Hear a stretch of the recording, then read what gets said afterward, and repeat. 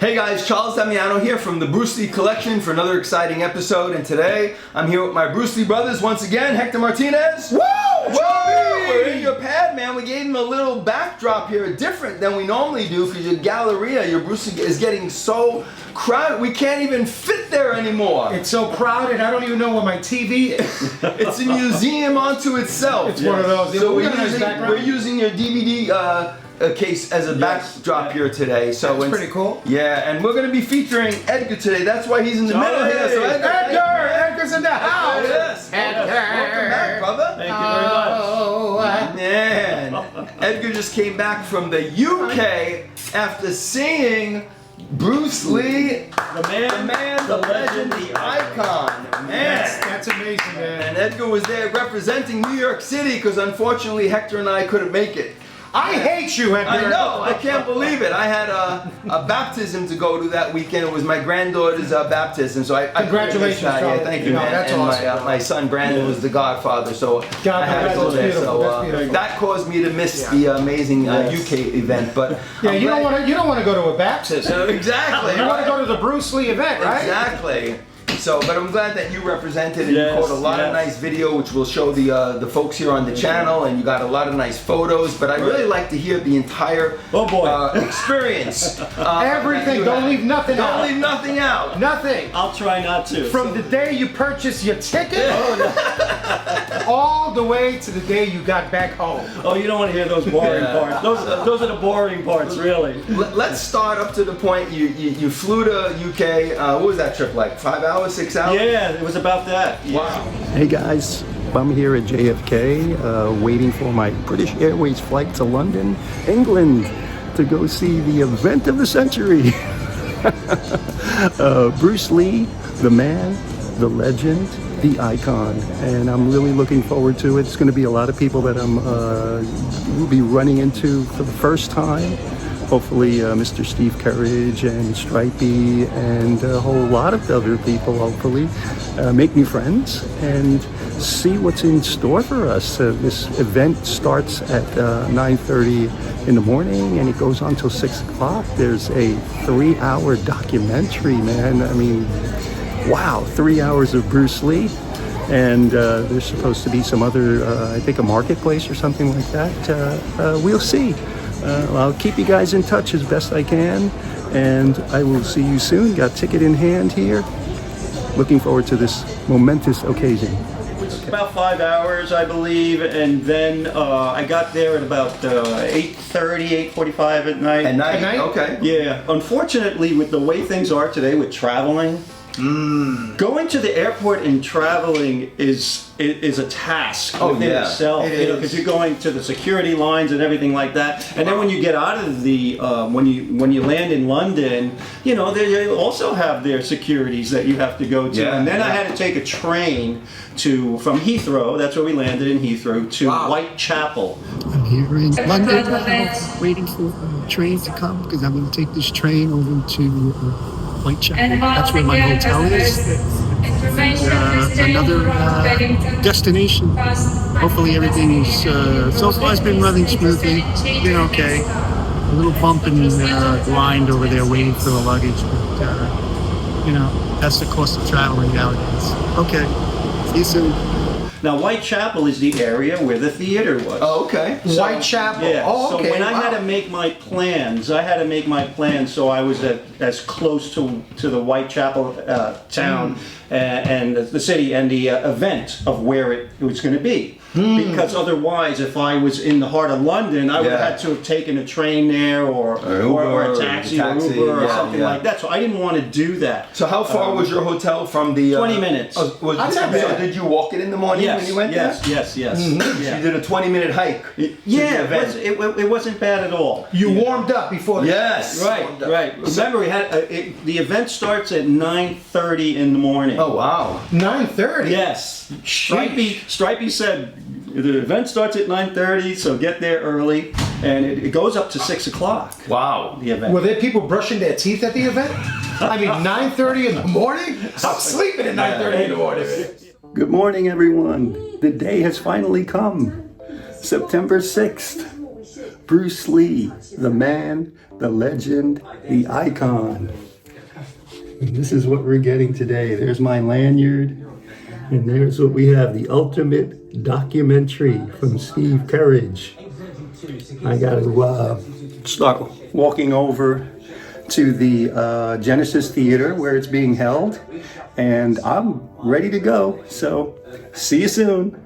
So for those of you who didn't see anything on this documentary, but by now I think you guys heard about it. It was something that Steve Courage, right, who was the producer, put together, and he created this 3-hour documentary on Bruce Lee, right? And Edgar got a chance to see it, and was only featured in the UK. That's no right. one else. It's not on DVD. It's not in the movies. You can't see. It's only the 250 people that showed That's up. amazing. Actually seen this DVD, and you know, I'm hoping that you can give us a recap of that, because I heard it was remarkable. Right. But let's continue on. And so you walked there 20 minutes to get to the theater. Were you excited walking there to the theater? Oh yeah, well, I was a little nervous. Okay. Because I didn't realize that once you leave the train station and once you leave your hotel, your Wi-Fi is gone. Oh wow. So yeah, there was no Wi-Fi for No me, connection, so- no contact, no nothing. That's whatsoever. scary. Right, exactly. So what I had to do was prior, I had to know where I was going to walk. Oh, okay. So I followed my nose, and thank God I went to see Hector a couple of days before. I needed a blessing. Yes, I heard he gave you a good blessing, Gave me man. his blessing. My pleasure. So my that pleasure. way I would be protected. and, Well, you know- I didn't get lost. Nice. Good. You did? No, I did not get lost. I made it back. I'm glad you did, Edgar.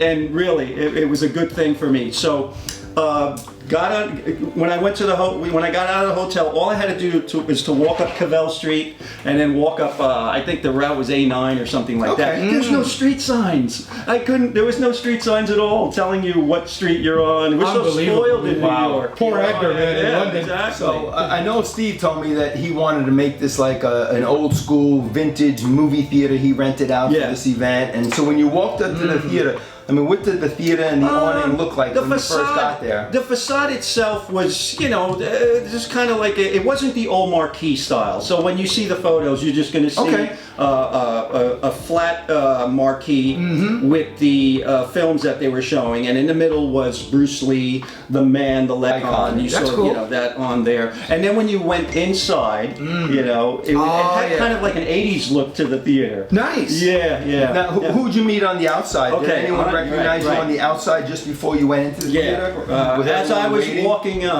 As I was walking up and getting closer, there were a couple of people just kind of waiting for the doors to open, and I ran into a couple of people. Somebody came up to me immediately and asked me, are you Edgar? Are you Edgar? See, they recognize you. him. Wow, you're a celebrity, bro. Look at that. You guys are the celebrities. No, you kidding me? Can you believe that? You're in London. I'm still in the Bronx. All right, so the individual's name was Dean Jones. Oh, Dean Jones. I'm familiar with that. Yeah. Okay. Hey Charles, hey Hector, I'm here at the Genesis Theater for the Bruce Lee, the man, the legend, the icon. And I'm here this morning, got a couple of people around here. We're all waiting to get online here, all saying hi. And I just ran into Dean here. Hey guys, how you doing? What part of England are you from? Originally I'm from Newcastle, Okay. but I live in the Midlands. All right, good to see you here. I do. Couldn't yeah. wait for this event, huh? No man, I've been waiting all my life for this, you know. Okay. I'm like 62 years of age now and still going strong and still a big Bruce Lee fan. And Charles, he's a fan of your show. Absolutely, yeah. Watch you guys on YouTube all the time. All the time. Okay, great Yeah. here. And he's actually presented you and Hector with something, as well as myself. He's an artist. Yeah, so I brought these along for you guys. I know you couldn't make it all the way across here to England, but I knew Edgar was going to be here. So I've got some sketches for you guys. These are just runouts from my printer, but you're more than welcome to them. Look at that. There's 3 Into the variants in each one dragon. of those for you. Into the dragon, towards the end, the climax there. Yeah. Fantastic, So- fantastic art. You're very That's welcome. great. My pleasure. Okay, so we're wishing you well. Moving on. Absolutely. Take care, guys. So Dean Jones. What's going on, Dean? Dean, shout out to you, man. Peace, brother. And we struck up a conversation, and we were talking for a few minutes, and a couple of other people came around and said, hi, how are you? And then Jag, you're familiar with the name Jag? He was there also.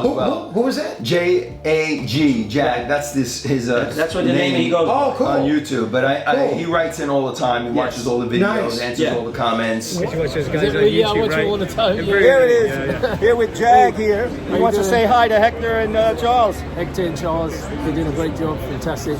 Love you guys. There you go. More to come. What's up, Jag? Shout out to you, brother. Shout out. Yes, Very sir. nice guy.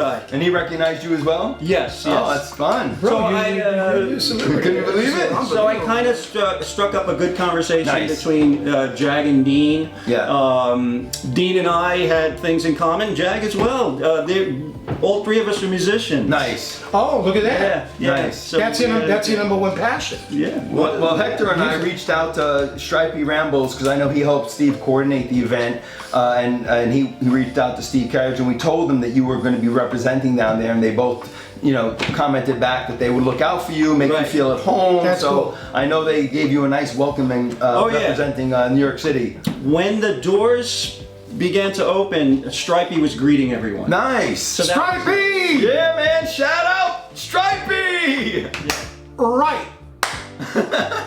Stripey. And the man you see on his Stripey Rambles show is the man you would meet. Hey, Hector, Charlie, I'm here with your man Edgar. I hope you're doing well, boys. You need to get over to the UK. Yes, they do. They do indeed. I'm finally here. I finally made it. I'm having a great time. Stripey's here. He's welcoming everybody. Such a great event. And I'll see you guys soon. Take care, boys. Clap it out. There you go. So you were mentioning that as you walked up to the theater, Stripey was actually greeting people at the door. Is that so? Yes. The doors open. They were pretty prompt with the doors, so it wasn't like we were waiting and everything. And the doors open, and there was Stripey meeting us and greeting us. And like you said, after your text messages to him about me coming, he immediately saw me, and we shook hands and everything. Was happy. So cool, man. Yeah, isn't that nice? Yeah. Thank you for making him feel welcome, Stripey. Indeed. Appreciate it, man. Thank you. Thank you for looking out for Edgar, Yes. Steve, and Stripey.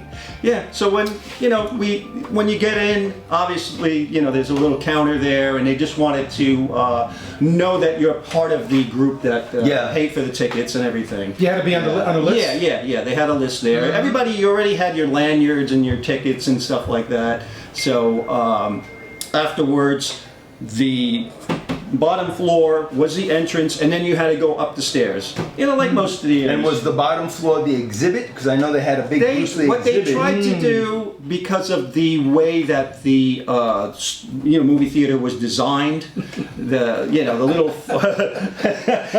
Charlie's gonna go, did you see the exhibit? Yes. We gotta get to that. We gotta get to the exhibit. Absolutely. So in the foyer area, they had the staircase on the left side, and what they did was they put a couple of Bruce Lee movie posters. I saw those in the Man, that was so We'll show you guys how So that was. they put kind of one on each side, and I think there was also an easel there with a big poster that said Bruce Lee, the man, the legend, the icon. Yeah, so they used some of the one-sheet posters, right, or half-sheet posters I saw from his previous films, right? You're going to see They use the quads. Yes, the quads they Quads, use, right? yes.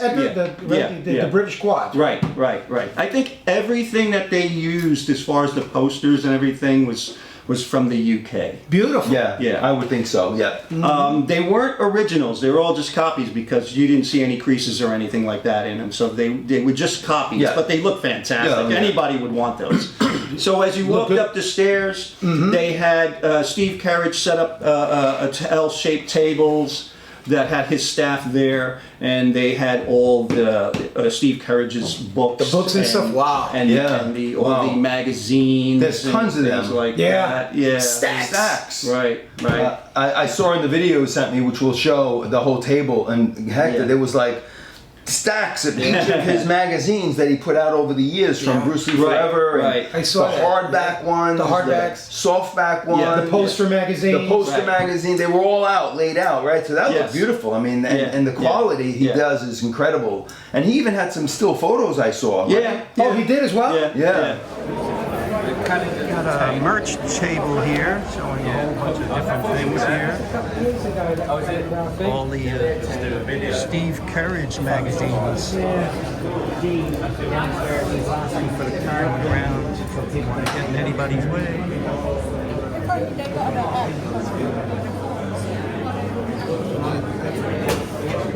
Oh, Nancy Kwan.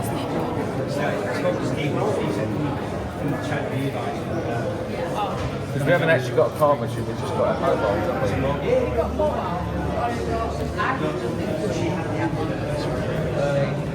Big posters here. Yeah.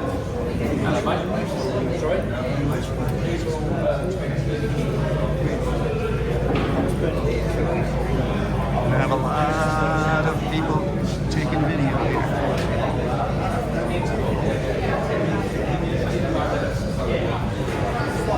Tremendous size posters. So if you wanted whatever you think that you would need, you know, or you would want, you know, something that you saw that there was nothing really rare. It was just all the publications and things that Steve Courage want. If you saw any pictures and stuff that you were interested in there, they were all there. He had some T-shirts there also. Nice. Cool. You know, so you know, whatever your heart's desire. A lot of candy. A lot of candy. A lot of eye candy, yeah, man. Wow. So then I heard that he also put together like a Fist of Fury diorama where they had a standee of Bruce with the white suit on. Wow. How was that? It was pretty cool. Yeah. When it was first described, I thought it was going to be the whole altar with the master of the, you know, on the picture frame. Oh, like from the funeral? Teacher thing. Hole Yuan Chia? Yeah. Yeah. No. But it was just it was a part of the backdrop from the movie. School. It was and part of the dojo. The dojo, yes. And with the Bruce Lee standee, so you can stand next to Bruce Lee and take a picture. Oh, man, I saw that, really bro. nice. Yeah, it was really nice. If I would have been at that show, guaranteed, I would have walked out with that stand. Yes. Steve would have had, and Stripey would have had to call the authority. Yeah. But I would have walked out with that Well, stand. that's one of your favorite poses also, with it's the hair beautiful, slicked man, back, with right? the hair, With the white suit. man. Yeah. I know, you love that image of Oh, Bruce. man, that was beautiful, man. Yeah, so I saw a lot of people taking photos around it, and that was a nice prop to have there because it made it more entertaining and fun. Well, right? yeah, and it got people together also because, you know, when you were meeting up with people and there was enough room there so everybody can get a photograph. And then I heard that off to the side of that was Mark Owen's nunchucks were standing there so people can grab the prop nunchucks from Chinese Connection. Yeah, a couple of people. And pose with the standee and the nunchucks. Beautiful, right? beautiful, Yeah, man. I did see them. I saw people with the nunchucks and everything. I said, I'm not going to do that. Somebody's going to knock the standee over. Boom! Boom! So that was fun. So you had the Terrific. As a matter of fact, somebody did knock the standee over. They did. the nunchucks. There we go. Not with the nunchucks, thank God. But, you know, hey, look, you knew that was going to happen. You know? You know, I mean, you put a lot of excited Bruce Lee Everybody's fans excitement in one room. Energy Somebody's is gonna get flowing. knocked out. Was flowing. Like-minded people, man. And how many people would you estimate showed up for the event? Oh, good question. Yeah, definitely over 200. Over 200? Yeah, Okay. Yeah. We're going, Steve! You did it. Yeah, man. I know he wanted to get over 200, between 2 and 250, so he was probably right about there. Which That's a good amount. He was really excited about the turnout, I heard. So that was great. You know what I say? You know what I prefer? I prefer being in a movie theater with a small group of true collectors and true fans. The energy is authentic. Yeah. Than to have a room filled with 1,000 people, and some people are just there out of curiosity. Yeah, right. No, when I screened Enter the Dragon here in New York City, we had just a little bit over 200 people. Yeah, it was beautiful. But it was electrifying. Yeah, it was. We had a great time. So I could imagine how that room was when they were screening the documentary. Right. So when did they start that? So how long did they give you at the exhibit, and then when did the actual movie start? What was the timing of the movie? I think it was probably about a half hour or so. Everybody said, you know, they told us, they told us as soon as we came in, they really wanted us to go into the theater. And right away. Yeah, because they wanted to try and get everybody in there so they don't lose time, you know, because it is a 3-hour documentary. Wow. Makes sense. And they told us that the intermission was going to be an hour and a half.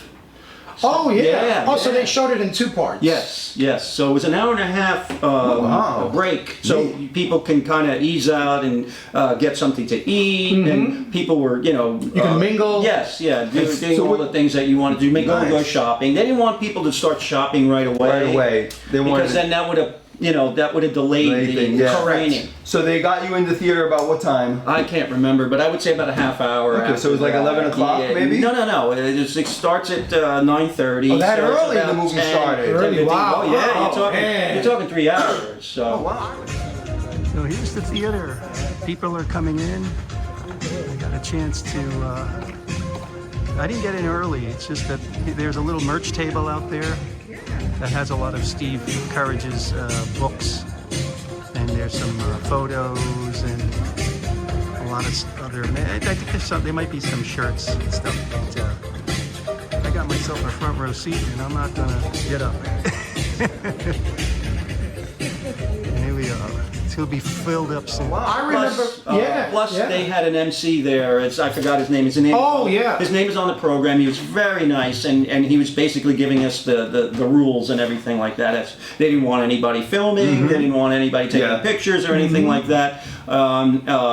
Seating was easy. I got in that front row right away. Beautiful. So, was it first come first serve? Yeah. If you went in there, everybody was very nice. Nobody was really pushing or shoving or anything like that. So let's get into the meat and potatoes of the documentary. Since we don't really have images and you weren't allowed to take photos or filming of the documentary, which is understandable. So tell us how it started. Did they dim the lights? Did the audience go wild when it first came on? Like, was there a big applause? What they did was they wanted to present two things that they wanted to do. They wanted to show the UK trailers. Oh yes, yes. Wow. Yeah. Yes. So they showed us all the trailers of the Big Boss, Chinese Oh Connection. man, that's what you've been wanting to do. I'm gonna do that next. Yes. I'm gonna do that in America. We gotta do that. Right. Steve, if you do come to America and you screen your documentary here, I promise you, we're gonna show the American trailers to back up your movie. Here we are, Mr. Steve Courage. You should have been here. Why are you not here? Steve, it was fantastic. Unbelievable. Enjoyed it, yeah. I'm really proud. The work you put into it, it really was fantastic. And Hector and Charles, listen, it's not over. There is that distinct possibility, small, minute possibility that Find someone in New York who wants to sponsor us to come over with the show. We'll do it. There you go. There you go. It's a challenge. There you go. And we've got a guest star here. Mr. Darren Chua. I always pronounce it wrong. Darren Chua. Darren Chua. My fellow author. He had the fellow author, right? Co-author? Yeah. All right, there you go. See, we have the co-author here too. You missed out. See what guys. you're missing. See what you're missing. What's going on? You should be here. You should be here. What's going on? We're very disappointed. But I'm very happy.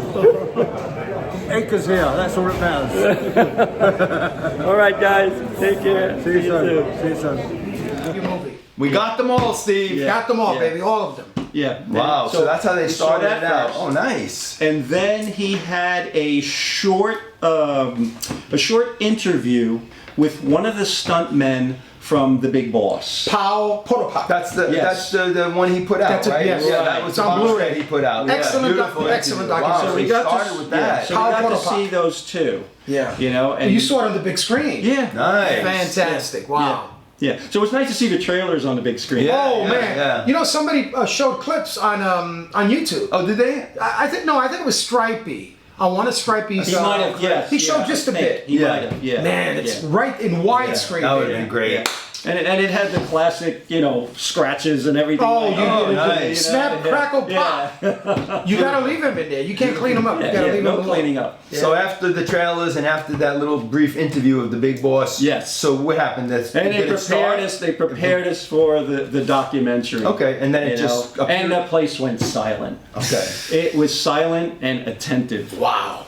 Hey, listen, that's. And you that's told me how almost do it. all the seats were taken. There was a few empty, right? But almost the whole theater was. I wouldn't say that though.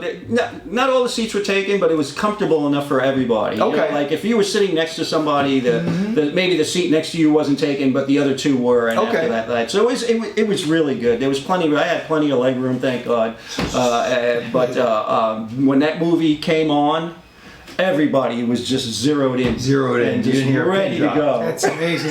So what was the first half like? And so what is the documentary feature? Give us a little recap of the first half. I'll do my best. Now, I think with Steve Carriage, what he wanted to do was he based his documentary, and I hope I'm right on this, on Bruce's film career.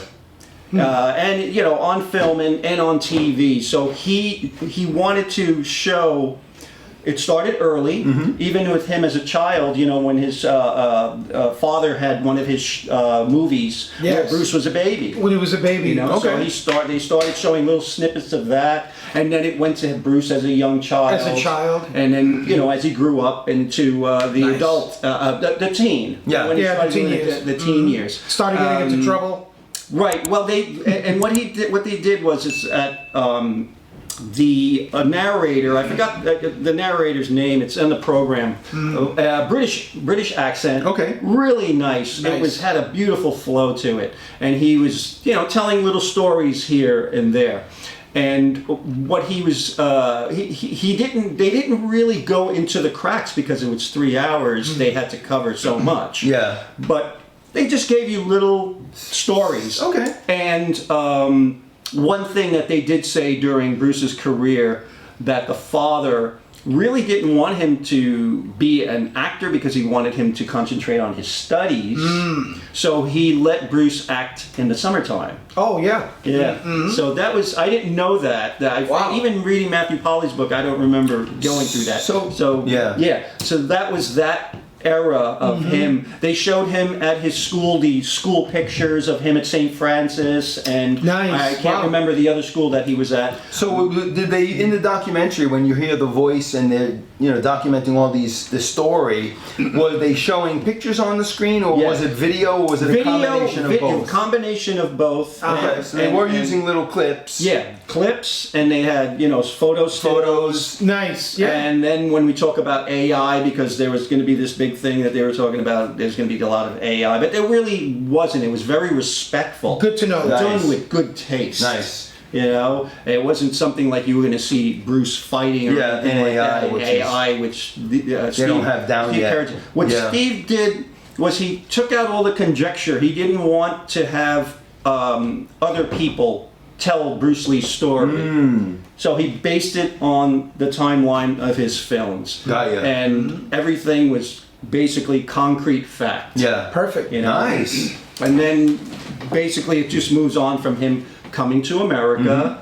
It doesn't go really into depth into him being a cleaner in the back of the restaurant or anything like that, but it says that Bruce, you know, the family felt that he needed to come to America. So it was kind of broad. Right. Yeah. It was a broad description. And you know, what I dig about Steve Carriage and Darren Chua is that these guys research. They go deep into the research, into their research concerning Bruce Lee. And I don't know how they do it, but they manage to dig out stuff that we've never even heard of. That's what makes his stuff so special. And Bruce passed, what is it, like 52 years ago? Right. And they still retrieve information that to many of us is new. Yeah. And bro, I've been a fan of Bruce Lee since 1966. I know. I'm 64 years old. And because of Steve Carriage and Darren Chua, I'm hearing things that I never thought. They really do dig deep. Yeah. For someone who lived only 32 years old. I know. For 32 years. Yeah, that's what makes him so impressive. Yeah. So, it went through his childhood, and then when did it comes start? to America.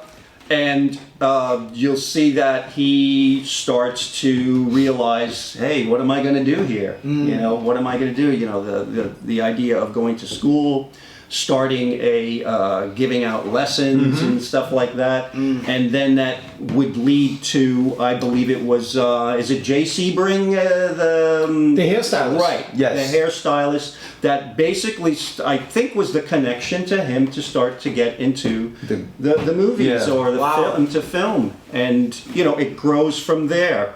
And they had the voices of Robert Lee, you know, just a small comment that he made, not on camera, just the voice. Nice. And the voice of, actually they had Grace Lee. Oh wow, Bruce's mom. I'm not sure if it was a telephone interview, but it was some snippet of an interview of her speaking. Well, they were both featured on the with Geraldo Rivera. Yes. So it was probably during that interview. time. Yeah. Let me ask you a question, Edgar. Were there any moments when people screamed and cheered? Any scene that like stimulated them when they saw in the documentary that made them clap and cheer? There were some points that the only time that we really clapped was at the first intermission, and then, you know, when the second intermission, when the second part of the movie started, you know, everybody was just so excited. Everybody was just so like locked in. Yeah, and I'm sure at the end they clapped also. It's like the last thing you wanted to have is somebody talking about what they're seeing, you know, because I think you don't want to be interrupted. It was that type of thing. You really wanted to be zeroed in and focused. So that was really good, and you have to give credit to the audience, you know, for not being disruptive or anything like that. Yeah. You know, they were pretty much into it. So where did the first half of the film end? So where did they take you to? The first half of the movie ends. I'm trying to remember. It was prior to him hurting his back. Oh, okay. Wow. All right. So timeline-wise, I believe that the Green Hornet had already they already had the Green Hornet. So they featured a little of the Green Hornet. They featured a little of the. Remember, they had to feature the karate exhibitions that screen test, the demonstrations. Right. So they showed some of those nice cleaned up. Oh, nice.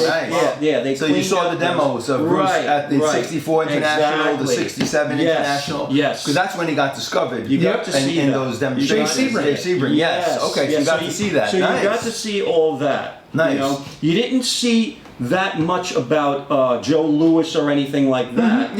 You know, but they did show Bruce. You know, it was focused mainly on Bruce. And those whole things that were leading up to him becoming, you know, the star, that he would become.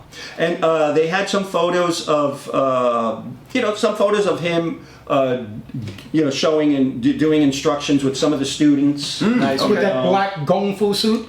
With the robe? There was some with the Kung Fu suit. Yeah. They had an interesting picture a great shot. that came in the second part of the film that I had never seen. I don't know if anybody else has seen it, but it was Bruce in the backyard with a couple of students. He had his sweatpants on, no shirt, but he had a black...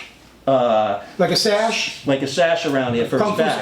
For his back. Wow. They didn't go too much into the genesis of what happened, how he hurt his back. They didn't talk about the doctor saying, "Oh, you're never going to do this again" or anything like that. Steve Courage veered away from that. He didn't have to do that. Oh, we've heard that so many times. Right, exactly. There was a lot of things that he had to just omit.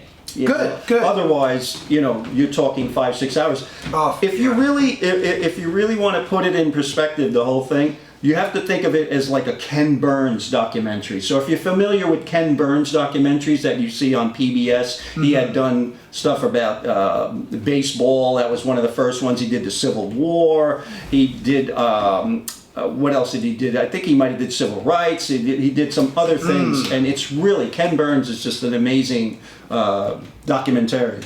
And but his films are in like 4, 5, 6 parts. Oh yeah, like a series. So Steve Courage easily could continue what he's doing and fill in the cracks and make this thing even longer, which would have been great. Now, out of all the documentaries that you've seen on Bruce Lee, how would you rate Steve Courage's Bruce Lee, the man, the legend, the icon? Oh, I would say it's... Stay tuned for part 2 as we learn more about the remarkable documentary Bruce Lee, the man, the legend, the icon, as we continue to discuss more details and scenes from the film, as well as the Bruce Lee gift items Edgar Betancourt brought back from the United Kingdom for Hector and I to enjoy, and much, much more coming soon.